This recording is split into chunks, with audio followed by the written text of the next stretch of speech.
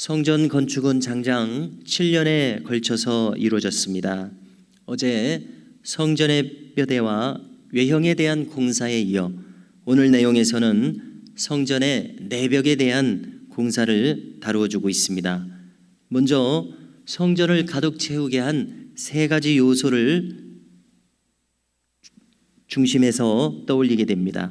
첫째는 백향목과 잣나무 널판입니다. 둘째는 금을 둘러 치장한 대목이고요. 셋째는 그룹천사로 또 그 외에 기타 장식으로 장식한 대목입니다. 첫 번째로 성전 내벽을 전부 백향목과 잣나무로 덮었습니다. 이 백향목은 이름에서도 표현되듯이 소나무 종류의 큰 나무인데요, 송진의 향기가 은은하게 풍긴다고 합니다. 향기라고 하면 그리스도의 향기를 떠올리게 됩니다. 우리 믿는 사람들은 믿는 자의 향기가 나야 할 줄로 믿습니다. 우리의 성품과 행함에서 믿는 자의 향기가 나야 합니다. 그리고 우리 교회는 거룩하고 선한 행실로 가득해야 합니다. 교회가 거룩하다고 하는 것은 속한 성도들의 거룩하고 아름다운 성품을 가리킵니다.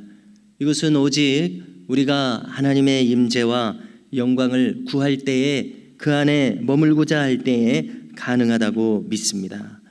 하나님의 임재를 느끼고 있는 사람이 함부로 생각할 수가 없습니다. 함부로 언행을 행할 수가 없습니다.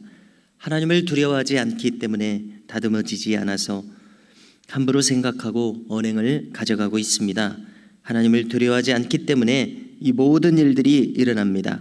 모쪼록 우리는 백향목에 저 은은하게 가득 채우는 향기처럼 우리 자신과 온 교회가 선한 행함으로 선한 생각으로 가득 채우기를 힘쓰는 우리의 신앙의 방향이 되어야 할 줄로 믿습니다. 두 번째로 성전 내부를 생각해 보십시오. 전부 다 금으로 둘러싸았습니다. 이것은 선대왕인 다윗 왕과 신하들, 백성들이 힘써서 봉헌한 물질로서 이루어진 것입니다. 그들의 생애의 모든 노력이 여기 녹아져 있습니다. 우리가 이 성전 안에 들어간다고 가정해 보십시오. 천정과 바닥, 온 벽이 전부 다 금으로 휘황찬란하게 둘러싸여져 있습니다. 아름다움과 화려함으로 압도될 것입니다. 평상시 느낄 수 없는 무엇인가 다른 수준의 장소에 와 있다는 생각을 하게 될 것입니다. 저는 이것이 하나님의 임재와 영광의 또 다른 표현이라고 생각합니다. 우리의 생각과 행함이 언제나 하나님의 성품에 압도되어 있어야 한다고 믿습니다. 그래야 우리는 삼가며 생각하고 바르게 말하고자 추구할 것입니다. 바르게 행하고자 할 것입니다. 또 한편으로는 이것은 천국의 분위기를 표현한다고 믿어집니다. 천국에는 좋지 않은 것이 없습니다. 어둠이 없습니다. 슬픔이 없습니다. 괴로움이 없습니다. 그래서 사도 바울은 언제나 저 위의 것을 추구하라고 하지 않습니까? 그래서 우리는 분명한 기준을 가지고서 이 세상을 바라보고 살아가야 마땅합니다. 사실 이 성전은 일반인이 들어올 수 없습니다. 이 구약의 성전은 오직 제사장과 레위인만 들어갈 수 있는 구별된 장소입니다. 즉 일반인들은 이야기만 들었지 성전의 내부가 그렇게 아름답다, 그렇게 화려하다, 그렇게 많은 물질이 봉헌되어 있다, 듣기만 할 수 있습니다. 볼 수 없습니다. 무엇을 뜻합니까? 하나님의 나라는 구별된 곳을 의미합니다. 그러나 실제로 존재하며 놀라운 영광이 가득하고 구김살이 없는 곳임을 드러내고 있습니다. 하나님의 나라는 이 세상과 완전히 구별된 곳이라는 인식, 바로 이 인식을 가지고 하나님 나라의 백성으로 우리가 살아가는 것이 참으로 필요하다고 생각합니다. 그러므로 우리는 완전히 구별된 생각, 구별된 거룩한 인식과 행함으로써 이 지상에서의 삶을 참 살아갈 수 있기를 바라게 됩니다. 세 번째로 성전 내부를 이 내소 외소 할 것 없이 지금 식양이 60m인데 우리 미터로 환산하면은 외소는 20m 60큐비죠. 그래서 30m, 그래서 내소는 20m, 외소는 20m, 내소는 10m입니다. 내소 지성소가 그 언약궤가 들어오는 이 내소는 가로 세로 높이가 10m입니다. 그리고 그 내소로 들어가는 문은 지금 2m라고 오늘 말씀에 기록이 되어 있는데요. 자, 이 내소와 외소 모두를 생각해 보십시오. 거대한 그룹천사, 5m 높이의 그룹천사, 날개의 길이도 5m, 한쪽 날개의 길이가 2.5m, 전체 길이가 5m의 거대한 그룹천사의 모양이 여기 있습니다. 자, 우리가 성경에서 읽을 수 있는 천사는 스랍 천사가 있고 그룹 천사가 있습니다. 히브리어로 스랍은 세라핌, 그룹은 케루빔 이렇게 되어 있는데 우리말로는 스랍 그룹 이렇게 음가를 표현해 놨습니다. 이 그룹 천사는 네 얼굴과 네 날개를 가졌습니다. 그룹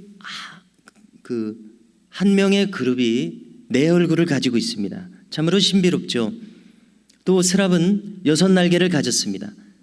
이 그룹을 생각해 볼 때 이제 사송사독 이렇게 외우게 되는데 무슨 말인가 하면은 사람, 송아지, 사자, 독수리. 이 한 얼굴이 이 네 얼굴로 이루어져 있습니다. 참 신비롭습니다. 그런가 하면은 스랍 천사는 각각의 독립된 형상의 네 종류의 천사가 있다는 것입니다. 사송사독입니다. 사람, 송아지, 사자, 독수리. 우리 계시록에도 나오고 에스겔서에도 나오고 있죠. 참 신비로운 세부 사항은 놀랍습니다만은 이 정도만 하겠습니다. 요점은 성전 내부의 거대한 그룹 천사가 성전에 들어온 사람이 있다면은 그를 압도하는 존재일 수밖에 없다는 것입니다. 인간이 얼마나 작은 존재인가, 저 천상의 존재들에 압도당할 수밖에 없는 이 모습을 우리가 알 수 있습니다. 요한계시록 마지막 마치는 장면에서 천사가 나타나니까 사도 요한이 얼굴을 땅에 묻고 몸을 굽혀서 조아립니다. 그러니까 천사가 그러지 말라고 하면서 일어나라고 하면서 나도 같이 된 형제라고 하면서 주님이 아닌데 엎드릴 필요가 없다고 이렇게 말하는 대목을 기억하시죠? 예. 이 천상의 존재 얼마나 거룩하고 높아 보이면은 사도 요한이 그렇게 조아렸겠습니까? 이처럼 우리는 하나님의 임재 앞에서 겸손할 수밖에 없습니다. 순종하고자 하는 마음을 가질 수밖에 없습니다. 그래서 이상의 내용들을 다시 한번 종합해 볼 때 성전의 내부를 어떻게 채웠느냐 그러한 내용입니다. 우리에게 주는 교훈은 무엇입니까? 우리도 마찬가지로 우리의 내면을 거룩한 성품으로 세워나가야 함을 가르쳐주고 있습니다. 바울은 우리 자신에 대해서 말합니다. 너희가 하나님의 성전인 것, 하나님의 성령이 너희 안에 거하시는 것을 알지 못하느냐. 개인만이 그렇지 않습니다. 개인만이 그런 것이 아닙니다. 그리스도의 몸인 교회도 마찬가지입니다. 바울은 말합니다. 그의 안에서 건물마다 서로 연결하여 주 안에서 성전이 되어가고 라고 말씀합니다. 주님도 말씀하십니다.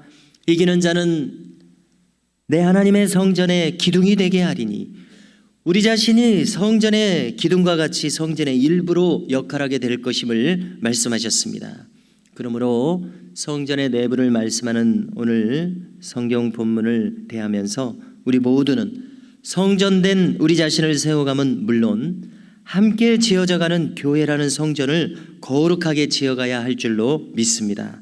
오직 이것은 하나님을 경외하는 가운데 할 수 있는 일들입니다. 그러므로 오늘도 우리는 우리 자신을 삼가며 주 안에서 함께 힘써 교회를 세워갈 수 있기를 주의 이름으로 축복합니다.